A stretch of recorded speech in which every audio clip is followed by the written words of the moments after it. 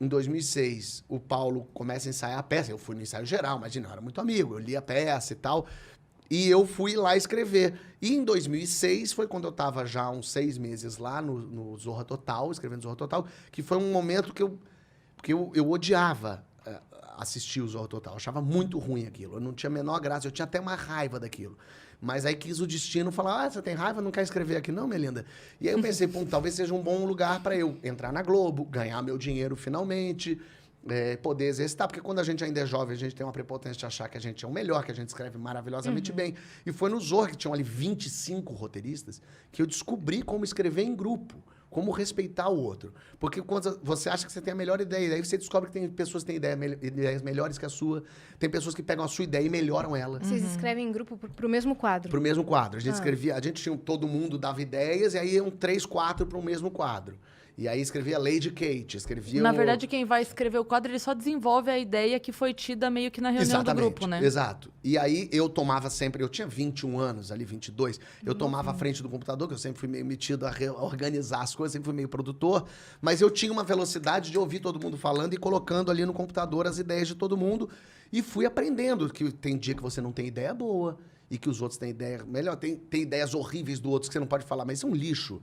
Você tem que... Como é que eu tiro desse pântano a florzinha? Como é que eu reciclo isso? Isso, mas é um super aprendizado, assim, de você não jogar fora tudo que todo mundo tá falando. E também pode ter uma puta ideia que só não entra pra TV. Também Sim. tem Uma ideia isso, que não cabe exatamente. E até porque é político também, aquilo ali. As pessoas que têm que gostar de você para aceitarem a sua ideia, para toparem fazer a sua maluquice. E aí eu contando isso, eu sempre contei muita história, sempre falei assim. E o meu chefe era o Cláudio Torres Gonzaga, ele era o redator final do Zorra Total. E eu lembro desse dia que ele falou, isso foi, sei lá, setembro, ele falou, Fábio, vai voltar o Comédia em Pé, sabe o que é isso? Eu falei, não faço ideia, ele é um grupo de stand-up, sabe o que é isso? Eu falei, não sei o que é isso. Aí ele me explicou mais ou menos o que era o stand-up, você conta, não tem personagem, é você falando. E eu falei, eu acho que eu já escrevi um negócio assim, vou te trazer amanhã. E aí eu escrevi à mão, eu trouxe para ele um texto sobre gente chata que eu tinha escrito, que eu não sabia o que era. Porque não era um personagem... Meu Deus, o seu chato, você tem um chato seu. Mas não é. Surgiu daí o Surgiu chato. daí. E aí eu tinha esse texto que eu não sabia o que era. Eu falei pra ele, vê se é isso. Ele leu e falou, isso é stand-up. Decora e no final de outubro a gente vai ter uma apresentação. Se apresenta lá. Meu Deus, eu tô passando. Falei, tá bom. E aí eu peguei aquele troço de gente chata e aí decorei, cheguei lá de bermuda e chinelo. O Cláudio falou, como é que você tá de chinelo? Eu falei, mas o que tem? Ele falou, você não pode fazer de chinelo. E foi nesse dia que, então, eu só me apresentei de chinelo para todo sempre. E aí eu fiz a apresentação ali.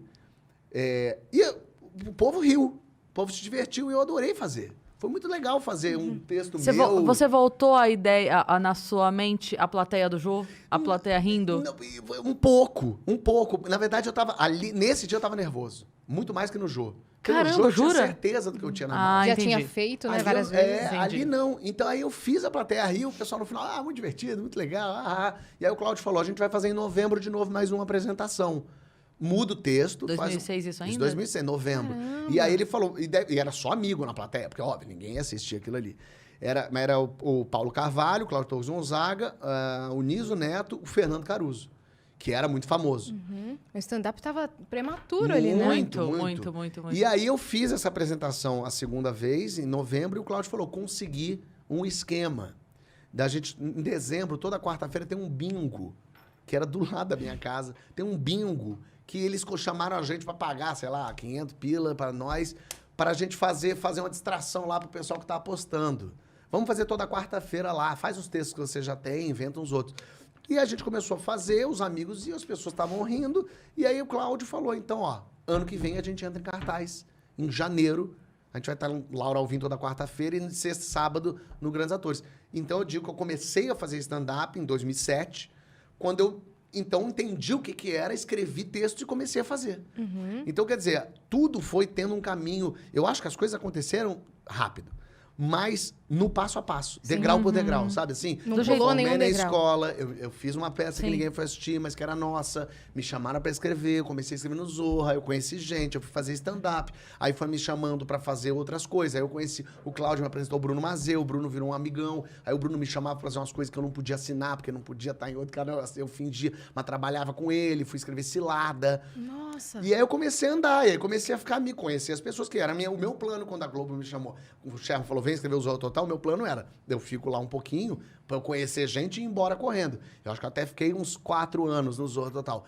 Mas fui-me embora já com conhecidos e já pensando em quadro, e já escrevendo e não parando de criar, de escrever, de fazer coisa. Porque isso é do dia que eu descobri o que eu queria, eu não consegui mais parar de ter ideia. Eu tenho ideia sem parar. É uma agonia, uma aflição. Eu acho que é por isso que eu tenho psoríase. A psoríase é o corpo produzindo mais célula do que precisa.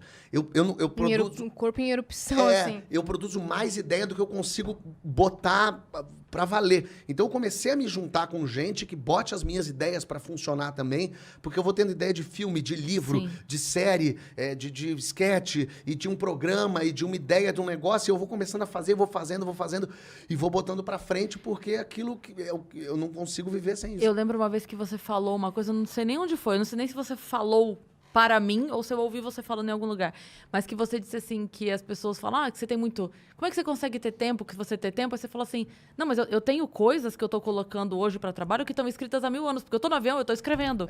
Eu paro, escrevo um filme, e aí quando alguém fala um filme, eu falo, tenho, e pego e entrego. Tipo isso. Quando eu fiz o Entre Abelhas, que é um filme sério, Sim. as pessoas falaram, Fábio, agora é o momento que você tá querendo não ser comediante. Eu falei, cara, eu escrevi esse filme tem 10 anos. Então eu nem era comediante quando eu comecei a escrever esse filme. Então é só porque as coisas vão... Eu tenho peça escrita para quando eu tiver 60 fazer. Porque ninguém prega velho. Então eu já tenho coisas assim, já meio armadas na minha mão. Eu não tenho nem o que eu vou fazer amanhã, velho.